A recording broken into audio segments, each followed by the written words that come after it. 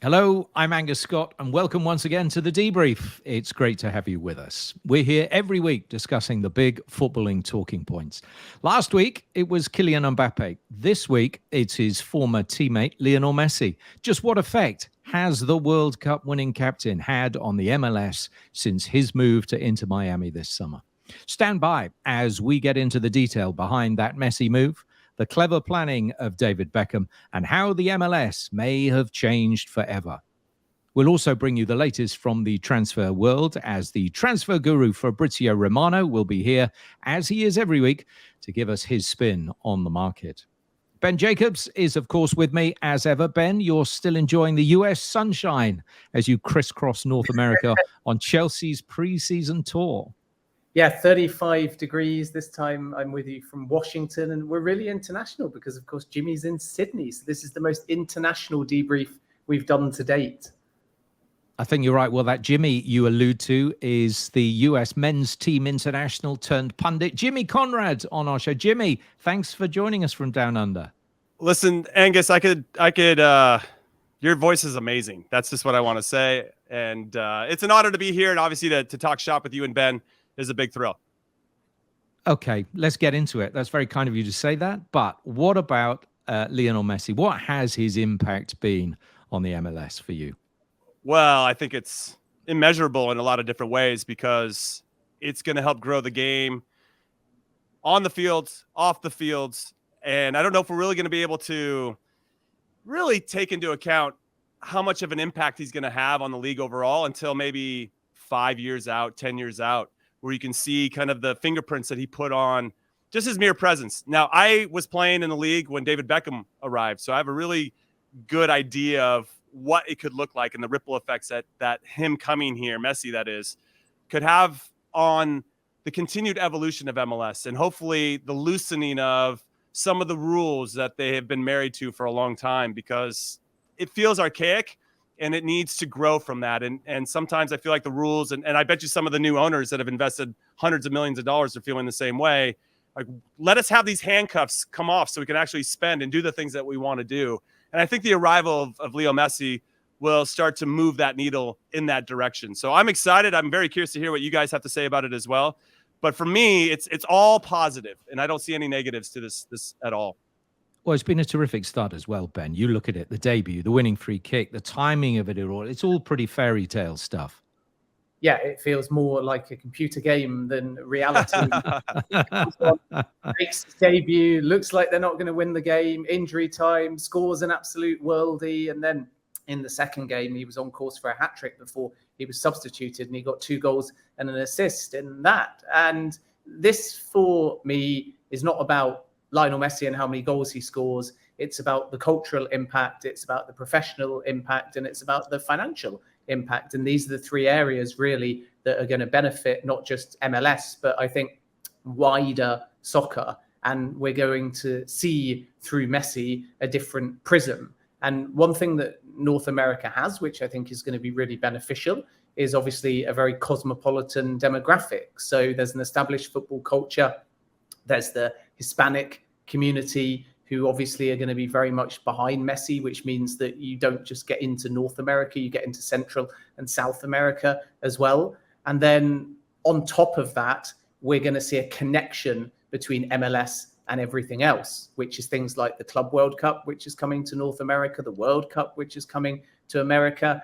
And this is what interests me, Jimmy, because if I think back to USA 94, there was nothing afterwards, really. And then Beckham arrived, and of course there was fanfare.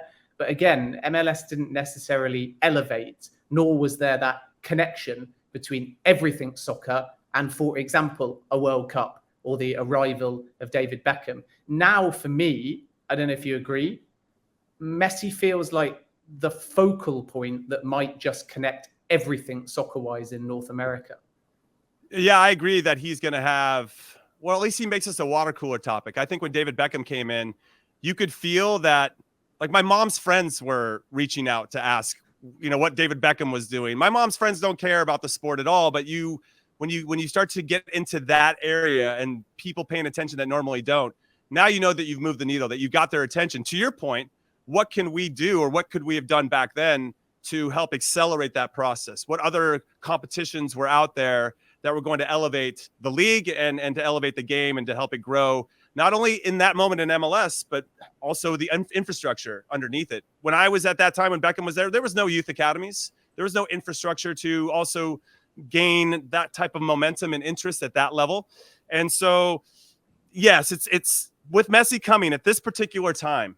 And so fair play to Jorge Mas and David Beckham for getting him to come and for him to turning down $1 billion to go to Saudi Arabia. And I'm sure we could have a whole podcast just on that alone and just the impact of Saudi's influence as well. But with Messi coming, and now you have Copa America coming next summer.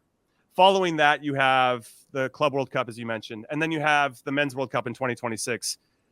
I can't think of a better runway for Messi's arrival and then all these other things following it to continue to maintain that interest, to continue to educate what makes and why this sport is so special. So, yes, I'm thrilled. Now, I just am kind of bummed. I'm thrilled at pretty much 99% of it, and I'm bummed that I'm not still playing because I would love to have a crack at Messi. I've seen some of the defenders, and they are not great. I feel like defending's a lost art, and I feel like I would have at least given him more of a challenge than what I've seen so far.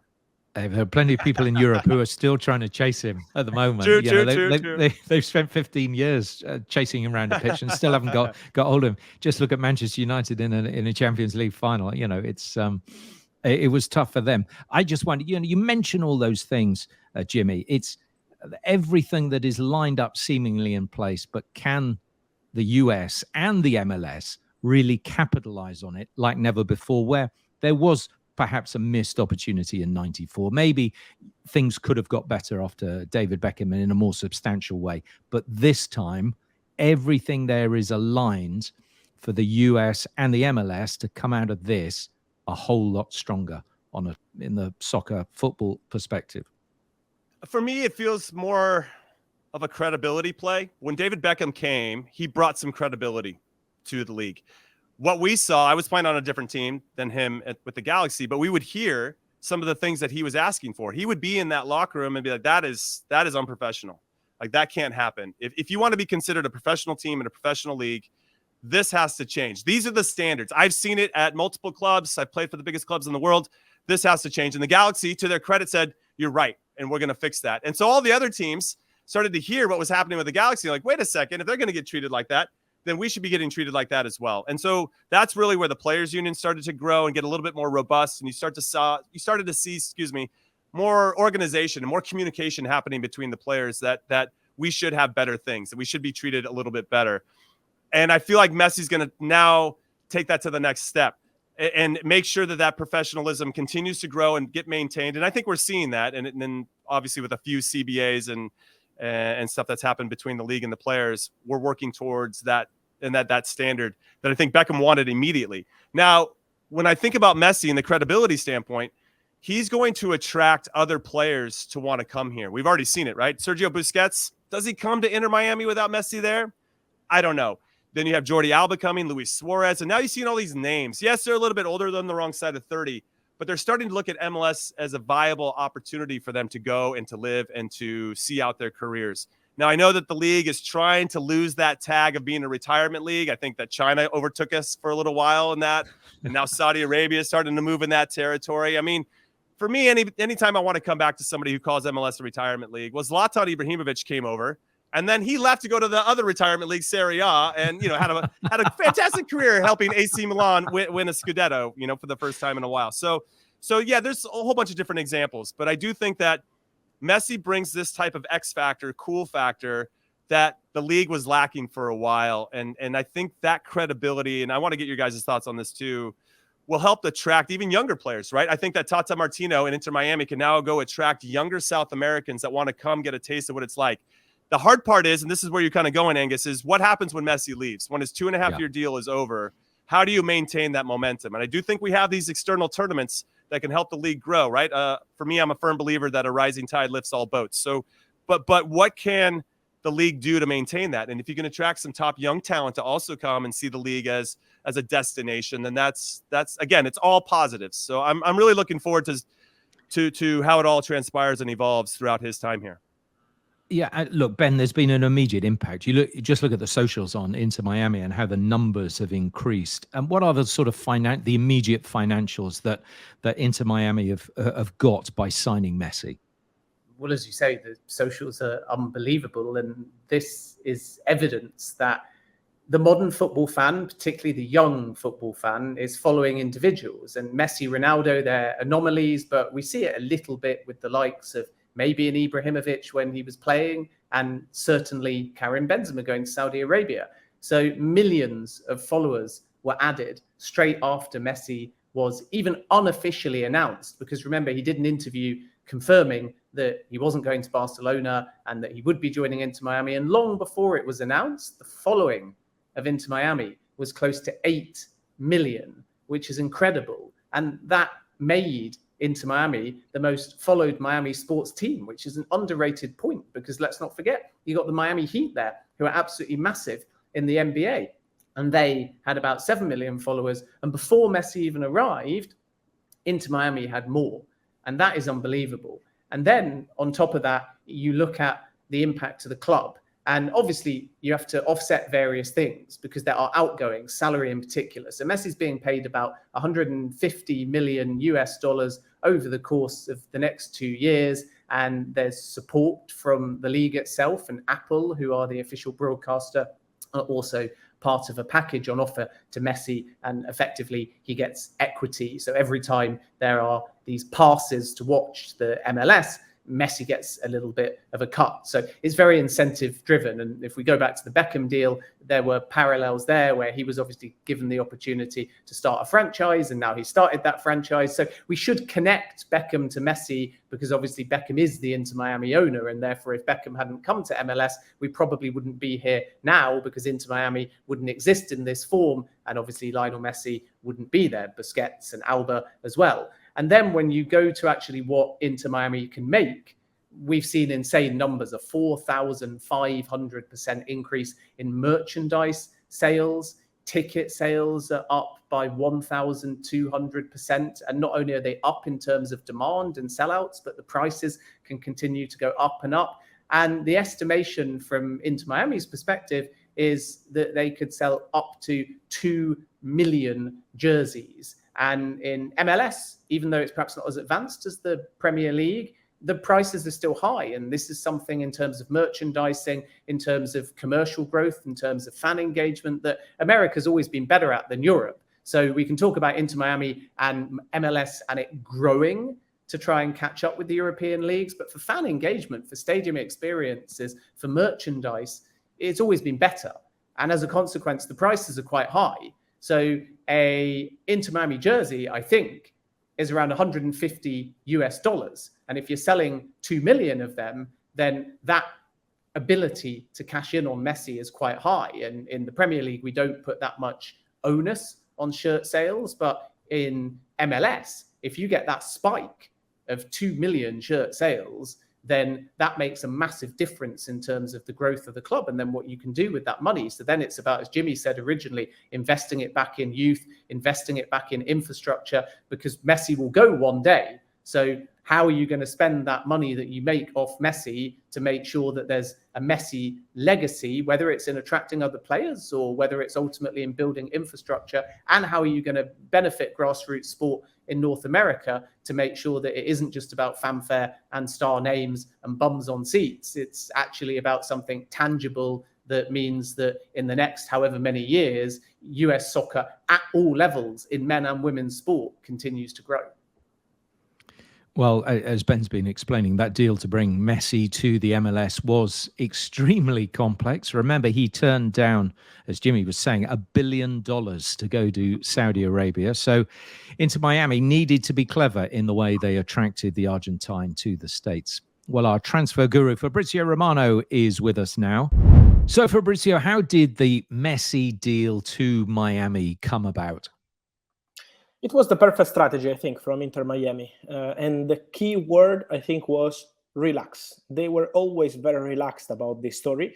Of course, it was a big dream for David Beckham and for all the people at Inter Miami to bring Leo Messi to MLS. but they've been perfect in the strategy because they were always relaxed and they were making Leo Messi feel relaxed about this story. While we had a lot of crazy rumors from Barcelona and same from Saudi with these proposals coming from Saudi and of course from Barca to make it happen in the summer, Inter Miami already in September, in October, when they knew about the possibility of Leo Messi being a free agent in summer 2023, they started to speak to Leo Messi's side, to his father, Jorge, and to tell them, whenever you want, if it's going to be summer 23 or maybe 1 year after, or whenever Leo wants, we are ready to welcome him and we have a plan for him. So that kind of approach, I think at the end of the story was crucial to make Leo feel not just important as he is, but also relaxed about the negotiation and to understand that at Inter Miami that was probably something different, not just for him, but also for his family. This made the difference because around the very confused situation at Barcelona because of the financial fair play situation and the big proposal from Saudi, not really attractive for Leo for different kind of point of views, that's why he decided to pick Inter Miami. And is there a possibility that Messi, I mean, he has a 2.5-year contract, but Messi plays at the 2026 World Cup in the US? Let's see. I think this is something that he will not decide now, so I will keep that open. When it's about players like Leo Messi, we have to wait and see until the end. Of course, Lionel Scaloni, Argentina coach, is still hoping for that. He told multiple times to Leo that he hopes for the possibility to have Messi in the squad for the next World Cup. But again, this is not something decided now, so I think it will take some time. Let's see how Messi will arrive in 1 or 2 years when it's going to be time to prepare for the new World Cup. So there is hope in the Argentina coaching staff, but it's not something guaranteed at this stage. And after this contract into Miami, is Saudi Arabia ruled out? Is that a possibility? I would not rule anything out, honestly. At this point, I'm very honest with you. I have no idea because Messi has not discussed anything with his father or with his lawyers, people he trusts for the future. He's very happy to be in Miami, so I think he's not even thinking about what's next. He's very happy there, and he believes this is the perfect step for him now. Then we will see. We will see in the future. And did Sergio Busquets and Jordi Alba join Inter Miami specifically because of Lionel Messi? Yeah, I think the answer is yes. Then let me clarify that Sergio Busquets already 2 years ago was approached by Inter Miami. So they had a plan for Sergio Busquets since long time to attract him, to have the possibility to bring him to Inter Miami. They believe he's perfect player for his style on and off the pitch to represent Inter Miami and to represent MLS football. So they really wanted him. They tried to tempt also Sergio Busquets 1 year ago, but it was almost impossible because Xavi wanted Sergio Busquets to be a crucial part of his project at Barcelona. And Xavi tried to keep Sergio Busquets at Barcelona for one more season also this summer, but it was not possible because Busquets wanted this kind of opportunity, and of course having Leo Messi there made the difference to pick Inter Miami. Also because Saudi clubs offered incredible money to Sergio Busquets, but he wanted to join Inter Miami and to be together with Leo Messi, so he made the difference. And in the case of Jordi Alba, I think in that case he made 95% difference to join Inter Miami because he had 2 proposals from Saudi, very important ones too, but then when Leo called Jordi Alba, was impossible to say no and immediately accepted Inter Miami. Any other big names expected to go to the MLS? Let's see. I think this is going to be interesting. First of all, I think this guy they signed from Argentina, Facundo Farias, is a very talented striker. It's not a normal signing. This is a very good signing because, okay, there are stars like Messi, Jordi Alba, and Sergio Busquets, but you need to prepare the future. And Farias is a very interesting player, was also in the list of some Italian clubs, some Spanish clubs. So to go to Inter Miami, I think this is a very interesting move for the whole league, showing that they can still attract this kind of players now having Leo Messi in the league. And then I will keep an eye on Luis Suarez. This is not for the summer because he's not joining Inter Miami now. He's staying at Gremio. He decided to respect his contract at Gremio, but to cut his contract. It was going to extend in December 24, and then he's going to change the terms of the contract, and he's going to be a free agent in December 23, so in a few months. I think at that point, if he stays fit and if he feels that he's ready to continue playing football, I think he will go to Inter Miami to join his big friend, Leo Messi. Let's talk about some of the American names that are being thrown around at the moment. Someone like Folarin Balogun at Arsenal.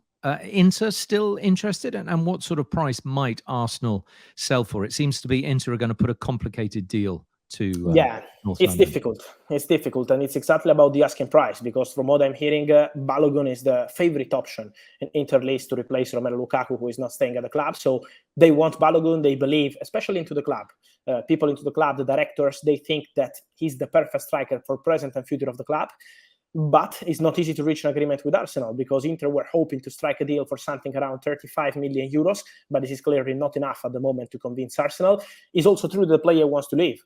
He respects Arsenal, of course. He loves Arsenal, but he wants to go to play football on a regular basis. He wants to be an important player into his next club, and this is why Inter are still hopeful. Inter are still keeping contacts with the players' camp, but still no agreement with Arsenal. So let's wait. Let's see. I think now Inter are focused on Jan Sommer as new goalkeeper. They have different priorities, but then in the next days, they could reach out again to Arsenal to try to find an agreement for Balogun. Balogun is the option number 1, and Gianluca Scamacca is the option number 2 from West Ham. And the other part of Milan is Yunus Musa done now? It looks like he's ready to choose his number in the squad. Yeah, it's a done deal. It's a done deal since Sunday. They agreed on every single detail of the deal. It's going to be a 20 million euros package, 18 million euros guaranteed plus 2 in add-ons to Valencia. Now, what happens? Valencia and Milan are exchanging documents, so it's time to check all the contracts, sign the contracts, and then the deal will be completed. So from what I'm hearing, Musa has a chance to arrive in Milano tomorrow night, on Tuesday night, or it could be Wednesday morning, but they're still trying to fix some detail, but it's just a matter of days, and then Yunus Musa will sign a 5-year deal as new Milan player. He also attracted some interest from Premier League because there were 3 Premier League clubs interested, also 1 German club, but he wanted to play Champions League football. He wanted to join Milan, and now the deal is almost completed. And another US player, Gagas Lanina, he played for Chelsea the other day against Fulham, but will he be loaned out? Yeah, I think yes. Because they're very happy at Chelsea, including the coaching staff of Mauricio Pochettino with Lanina. The impact has been very good. He's a very talented boy, very serious boy. So his hard work has been really appreciated by the coaching staff, but they also know that when you are that young, as Lanina is super young, it's important to play, it's important to make an experience outside, and so that's why they are trying to find the best deal for Slonina. From what I'm hearing, there is a very advanced conversation with Eupen, the Belgian club, to loan Slonina there for 1 season. So it's just about some details to be discussed on player side, but for Chelsea, that's okay. They just want Slonina to play regular football, and they believe this could be the perfect opportunity for him. So the conversation is very advanced. Let's see if they will complete the deal this week, or if some other club will try to enter the race, but I see Eupen as favorites to land Gagas Slonina. And what about some other deals in England? What about Raya to Arsenal? Any bid there yet? No bid yet. Let's wait what happens in the next hours or days. But while we are speaking, no bid yet. They had contacts, Arsenal, with the agents of Raya. What happened is that on Sunday, there was a meeting between the agents of Raya and Bayern, and the bid from Bayern was a loan deal with a buy option clause. This is something that the player doesn't want. The player wants to move on permanent transfer or with some guarantee to become an important player for the club in the future, and Bayern were not able to offer that guarantee. Also, to do the loan deal, he had to extend the contract with Brentford, and this is something that at the moment David Raya doesn't want to do. So that's why the deal with Bayern is now complicated and almost collapsed. Then we never know in football, but Arsenal had positive contacts on the player side. They believe that David Raya wants the move, so he prefers Arsenal over Bayern as next destination. Now it's important to understand how much Arsenal want to invest on the goalkeeper, if Matt Turner will go to Nottingham Forest, because this is kind of goalkeepers domino, with Sommer to Inter, with Matt Turner to Forest, with Arsenal and David Raya, with Bayern looking for new goalkeeper, with the Bonu also in the list from Sevilla. So the domino is starting, but this week I think is going to be crucial to understand how it will be completed. Well, Manchester United, we've discussed it in previous weeks. Højlund looks like that's over the line. What about Amrabat to Manchester United? Is that a possibility? Yeah, it's a possibility. Still waiting for an official bid to Fiorentina. I think now for Man United, first step has to be to sign all the documents of the Højlund deal, but it's done. And then to sell some player. Fred will leave the club this summer, 100%. It's just waiting to pick the favorite destination, and then he will leave Manchester United. Donny van de Beek has this possibility with Real Sociedad, but still nothing agreed. So it's important to see when these two players will leave the club. And I think right after, Man United will enter into concrete conversations with Fiorentina. They already spoke to player side, so with the agents, the camp of Sofyan and Amrabat. So I think this is going to be the next big target for Manchester United after Rasmus Højlund is going to be Sofyan and Amrabat. And finally, Fabrizio, we always talk about Moises Caicedo. Are Chelsea given up? I mean, it seems that Brighton are sticking their heels in and they want the price that they think he's worth. And when Declan Rice went for 105, they're thinking it's got to be 3 figures. It's got to be 100 million for Caicedo. Yeah, but Chelsea are not giving up from what I'm hearing. I know over the weekend we heard rumors of a deal almost collapsing or deal off. I'm told that this is not the case, at least today. Then let's see in the next days how the conversation with Brighton will continue. But Chelsea are still trying, for sure. Then let's wait, let's see. But Chelsea are still working on the Casado deal. Fabrizio, as ever, thanks very much indeed. Thank you for your time. Fabrizio, it's fascinating as ever. But Jimmy, one question I think to put to you is, and you mentioned a little bit earlier in the show, it's interesting that Cristiano Ronaldo's in Saudi Arabia and Lionel Messi is in the MLS. So how does that affect, does it push the MLS further above Saudi, do you think? Because clearly we've seen a huge play by the Saudis and the Saudi Pro League. But ultimately, you feel that Messi is just, and certainly having won the World Cup, the timing couldn't have been better, the bigger player. And if I strip away what you're asking here, Angus, it feels more like a Messi versus Ronaldo question. I'm just going to hop in there. And who do I prefer? Make it, yeah, well, I'm trying not to make it that, but maybe you know, who is the bigger? You know, if Messi's got 480 million followers or whatever it is, you know, but who his weight either side? Who makes it a better league? You know, does this make the MLS league a better league than a Saudi league? I think that MLS probably already has a more mature infrastructure than Saudi. I think it's already more competitive, has a more established identity, with all due respect to what Saudi Arabia is building.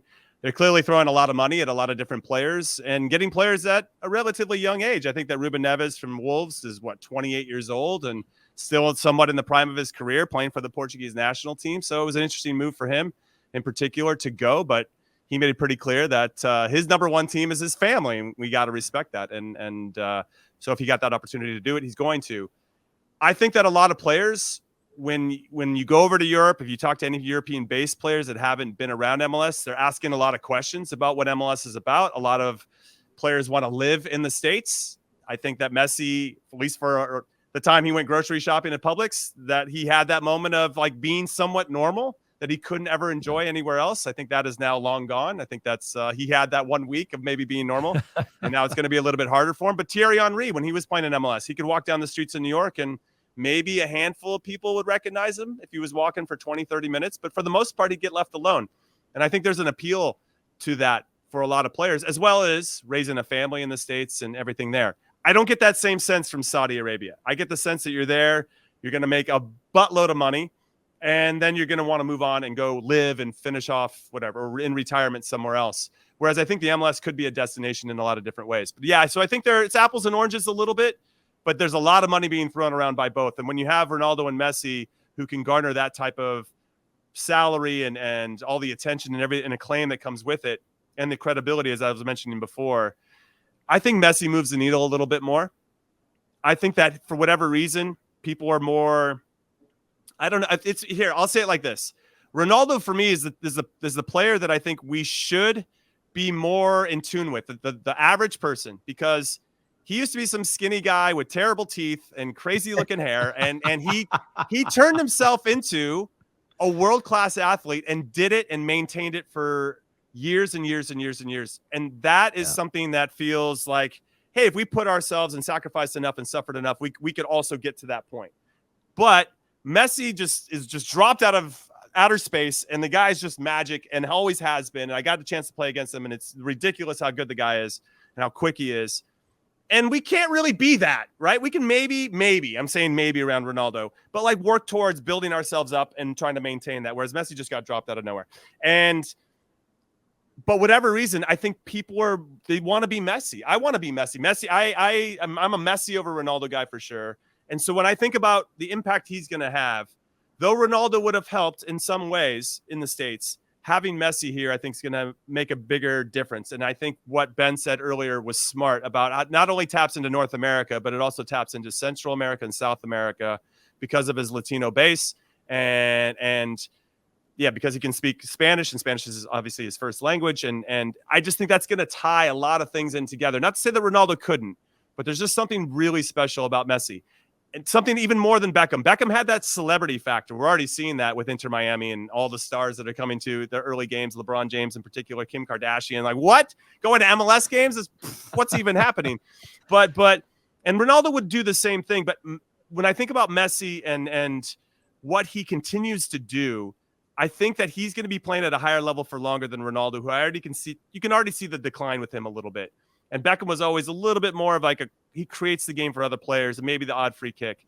But I just think that there's a really long way of me saying that I think Messi's going to move the needle a lot more. Yeah, I probably could have shortened that up by like a minute and a half for you. That's the beauty of podcasts. If we had our own TV Thanks program, we'd be throwing in our commercials now, but it's fine. You can say it at length. And I think, Ben, what Jimmy's saying is, look, you've got a player who's supported by Apple, who's supported by Adidas. These are major multinational companies turning over billions of dollars, investing and making sure that this project works, and that A, that it could happen, then B, that it works.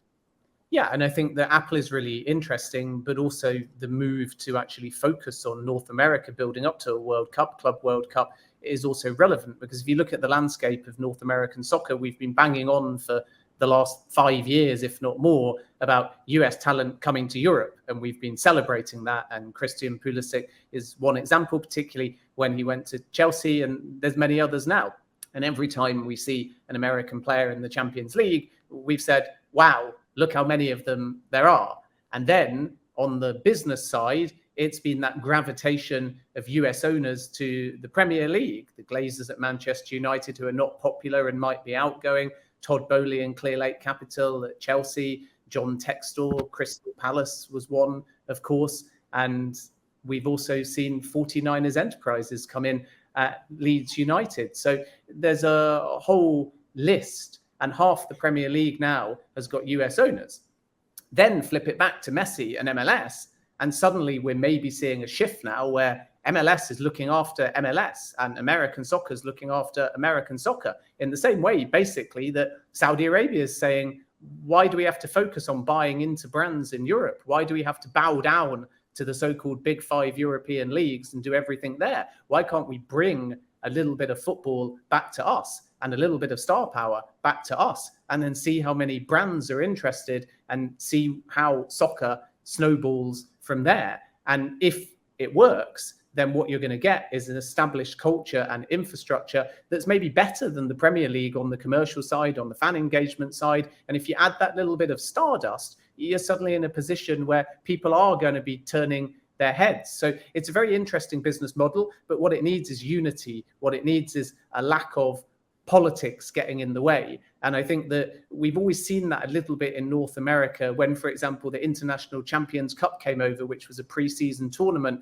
The European teams that came over were at odds a little bit with the MLS clubs who wanted a slice of the pie, and the infrastructure didn't really allow everybody to work together. And on top of that, you've got the competition between sports. So the Premier League's lucky. Everybody knows that football in England is the biggest sport. You're not turning around and being worried about a basketball game or even a cricket game or a rugby match. Whereas over in North America, if you're in Miami, you got to think about Miami Heat. And if you're in other parts of the world, which are defined sporting cities, if you're the football team there, you have to be aware of when your basketball team is playing and when your football team is playing, American football, that is, and so on. So there is some buy-in to get a kind of collective backing. And when Messi is there, I think it really helps because everybody is aware that it's exciting, that it's unified. And Jimmy, I think, made an interesting point about the Messi versus Ronaldo.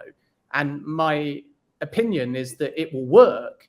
And I don't know whether you want to add Angus or Jimmy to this, but it will succeed because Messi's perfect for North America. And Ronaldo is actually perfect for Saudi Arabia because Ronaldo is a little bit more of a personality off the field. And when he does the see you, I'm not even going to attempt to move my hands or jump from my bar stool on this hotel kitchen where I'm sitting. But when he does that, the whole of the Arabic world are like, wow.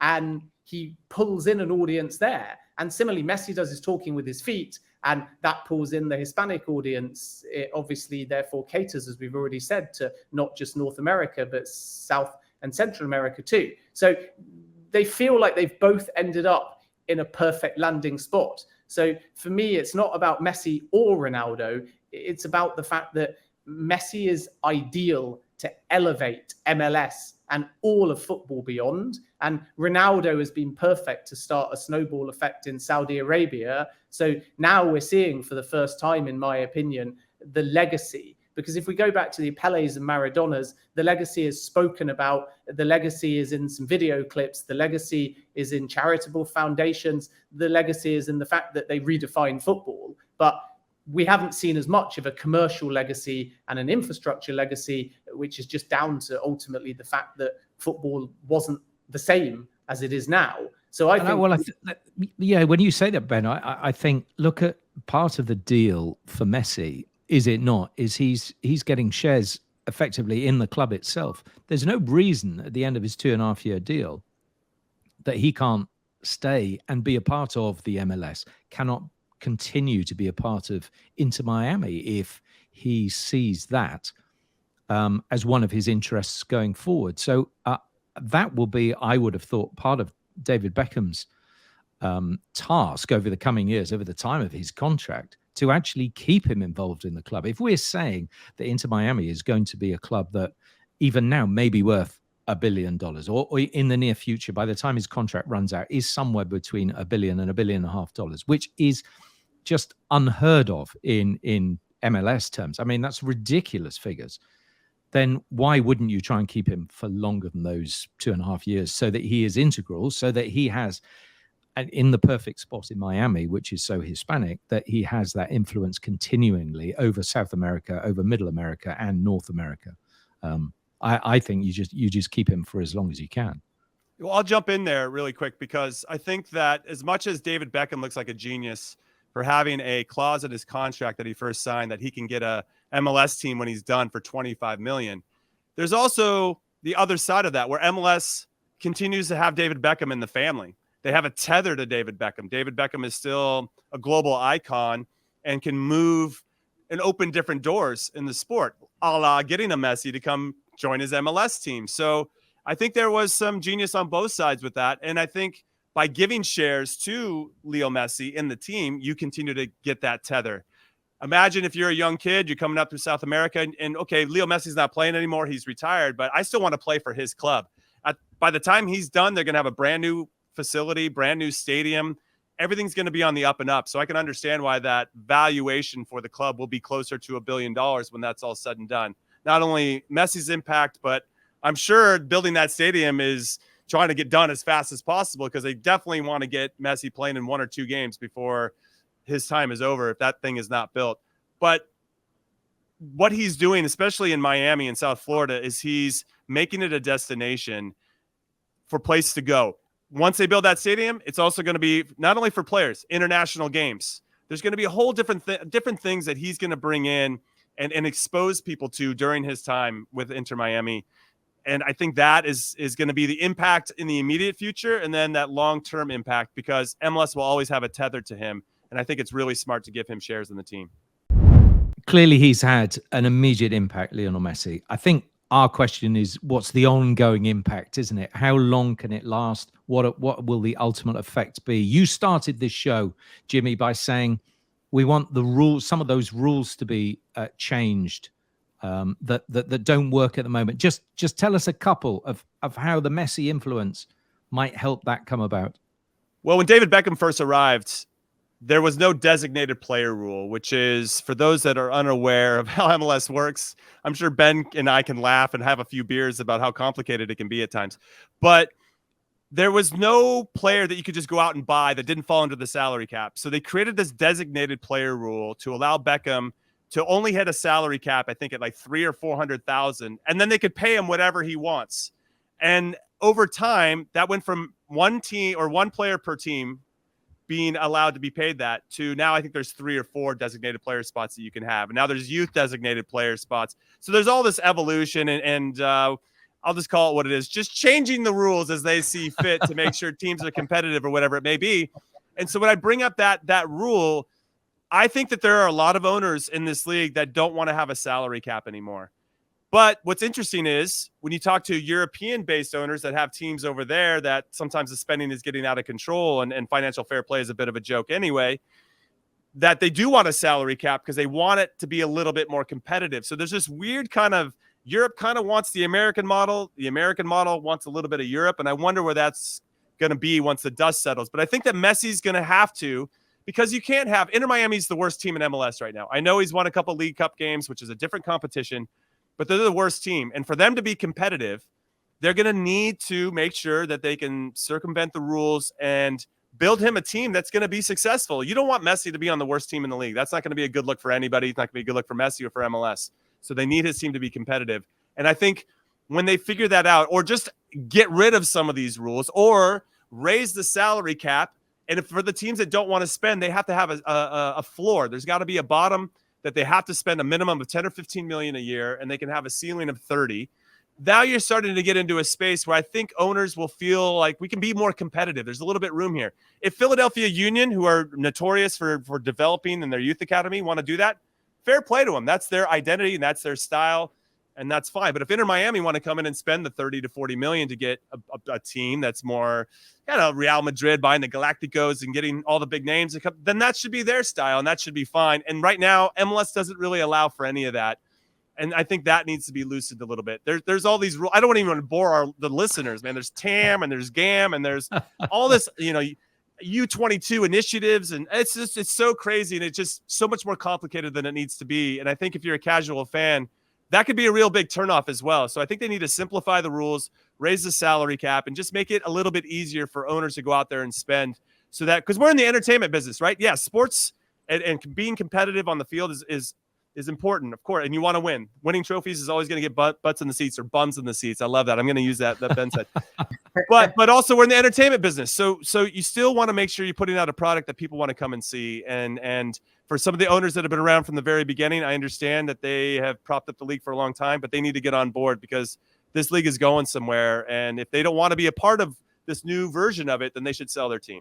I said it. I put it out there. I said it. You've done it. Well, let the capital market take over. That's where it. You cannot falsify the market. Otherwise, you don't have direct competition really, and then you restrict. And if as we've seen in the UK, some teams go bust, then that's the way you run your club, and you've got to come round and work out a legitimate financial argument to get it going and work out the business plan for each individual club. I just wonder, Ben, look, you're over in the States with Chelsea at the moment.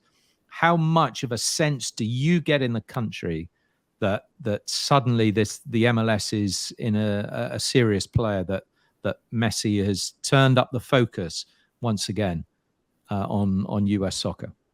Well, I think that Messi's debut shows the interest in Messi, but not necessarily MLS. So that's the challenge, that if Messi doesn't play in a game, or if Messi was to leave in a few years, where is the league? And this is the key question around legacy. And this, again, is where the clubs and the league and the commercial partners all have to work together, because it's obvious that there's buzz and interest, but it's all around Messi. So if you get a game between two teams and Messi's not involved, what kind of audience does that get? And the smartness of how Apple work is it's an MLS pass. So there are options where you can just buy and follow one team, but the hope is quite clearly that you buy the MLS pass and then everybody gets a cut, and then they get an increased audience for matches that are not involving Lionel Messi. And we'll have to obviously wait and see what those viewing figures are. So I think that there's big potential for Messi to be the catalyst, but there's also still that caving,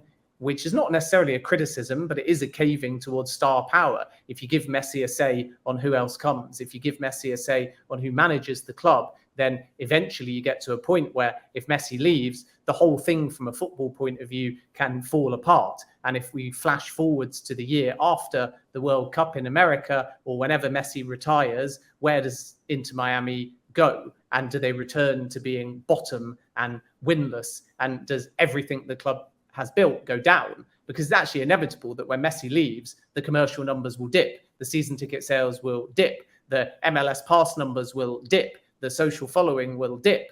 And you have to brace yourself for that and accept that this is a bit of a false financial dawn. It might last for 4 or 5 years, but it's never going to sustain itself like this. You're going to have to ultimately reduce your prices. Your shirt sales are going to go down. And there has to be a plan for that. So Messi needs to catalyze something because he's not going to be around forever. And if there is a plan to increase the league, then in the next 3-4 years, a bit like Saudi are doing, younger players will come and each team will benefit and grow and develop in their infrastructure. As Jimmy says, the rules will change, and then we'll have a Messi effect rather than just a Messi surge. And I think that's the point of difference, Jimmy. It needs to be a effect, which is long-term, not just a surge, which implies more that it's a false dawn. And I think that's the key thing in all of this. But also, I want to ask you this, Jimmy, before we go. So feel free to respond to that point first. But you mentioned that you played against Lionel Messi, and it would be remiss, therefore, not to talk about the time that you didn't just play against Lionel Messi, but you tackled Lionel Messi. I did. I don't know if we could roll the clip from producer Ryan, but I would love that. It just gives me instant credibility. It's really my calling card, because if anybody gives me a hard time, I can be like, well, did you tackle Leo Messi in the Copa America? You did not, and I did. And so that's always a fun one to pull out. But I agree with you. That's really well said. I think the Leo Messi surge versus the Leo Messi effect is going to be really important. And not only from an Inter Miami perspective, but also Apple, MLS, Adidas, all of the factors and all the players that are involved in this deal to make it happen. Well, you hope at least that there's somebody thinking what's going to happen afterwards. And my experience with MLS, I thought they did a good job at first in terms of, hey, we got to build a league that's sustainable. We saw what happened with NASL. It folded after a while, even though they had the great Pelé and Beckenbauer and Cruyff and everybody that came over to prop up that league. And then that league folded. It couldn't be sustained. And so the MLS came in, they built a single entity structure. And I thought it felt smart for the first 10, 15 years till it got to a point where there was 20 teams. It started to feel more healthy. And then it just didn't seem like there was any exit strategy to that, where, okay, that was just to get us going, to make sure there was a nice solid foundation under everything. There's an infrastructure, there's a youth academy. We can control a lot of the elements from point A to point B, which is now in place with their youth academies and also a third division league with MLS Next and all this other stuff they have in place.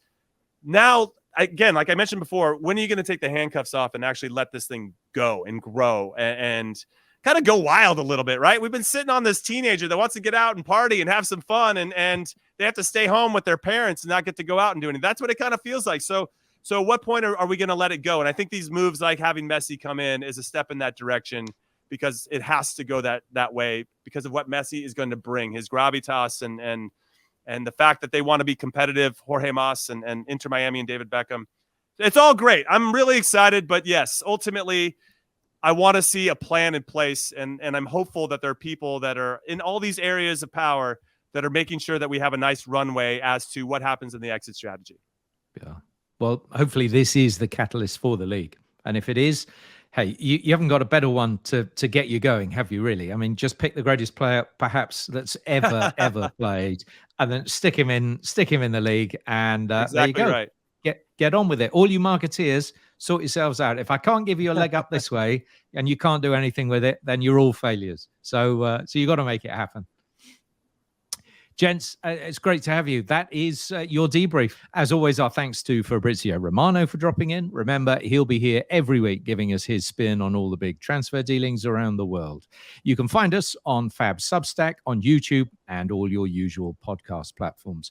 Ben, to you, safe onward travels. Are you coming home soon, or are you just going to stay out there? I'm going to Chicago next, so the trip isn't over yet. That reminds me of a song. I used to live in Chicago. I don't go there no more, but that's I think that's a rugby song, not a soccer song. Anyway, safe onward travels. Enjoy Chicago. Jimmy, thanks so much for your company, and thank you for listening. We'll see you next week.